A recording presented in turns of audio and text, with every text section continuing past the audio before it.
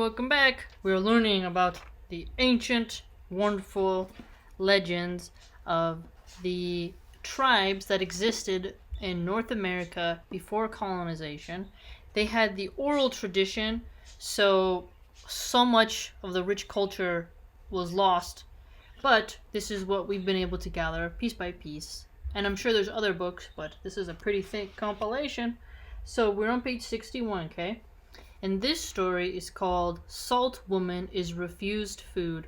And this is from the Cochiti tribe. Old Salt Woman had a grandson, and they were very poor. They came to Cochiti and went from house to house, but people turned them away. They were all busy cooking for a feast.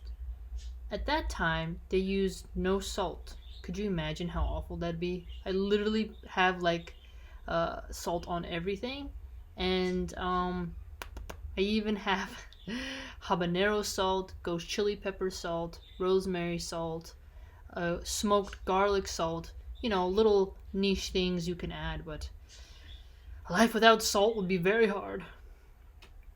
When Salt Woman and her grandson had been to all the houses, they came to a place outside the pueblo where lots of children were playing.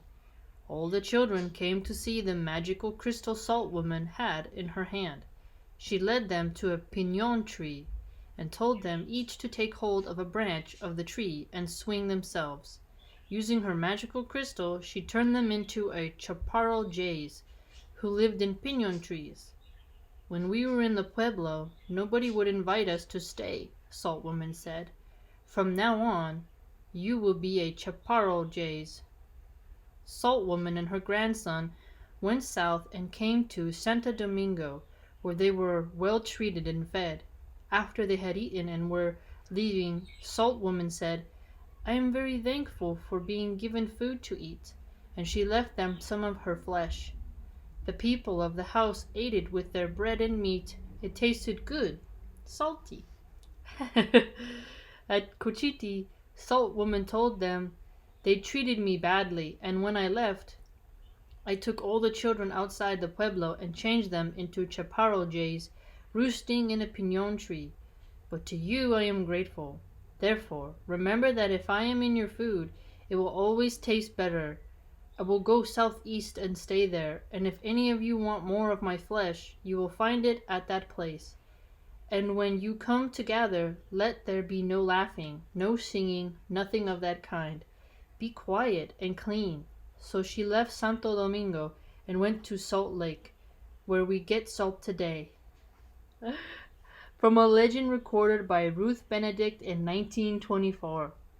The procuring of salt was, and still is, associated with a set of solemn ceremonies in the Southwest. The journey to the source is considered a great odyssey or pilgrimage, and those making this trip must undergo elaborate rituals and carefully observe strict taboos.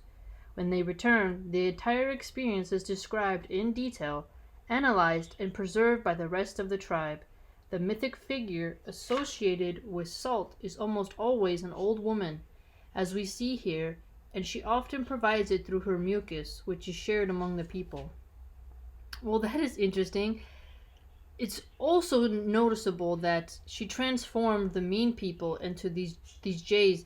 I'd never seen a chaparral jay, but I have seen a blue jay, and they are sometimes they come and visit me. I leave some bird food out for them, but they go like creak, creak, and you're like, okay, I can hear you. But they're extremely intelligent, and they are very clever, and almost like they're a little so smart where you're like, hey, calm down.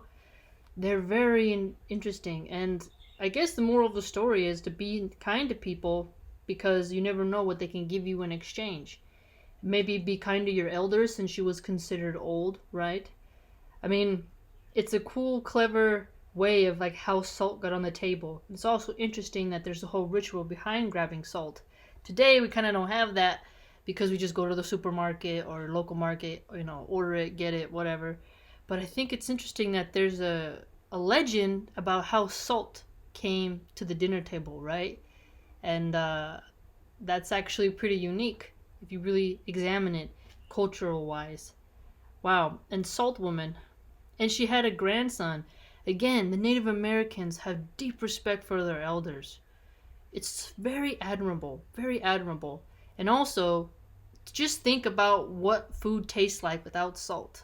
It can be pretty hard. I mean, think about French fries. Have you ever had French fries with no salt? Come on, family. Or you ever had like a sliced tomato, a little bit of olive oil, and a little sprinkle of like crystal salt, that big chunky sea salt? Ooh, it's good. Wow. Very cool, family. So next time you look at salt, you can think of this legend.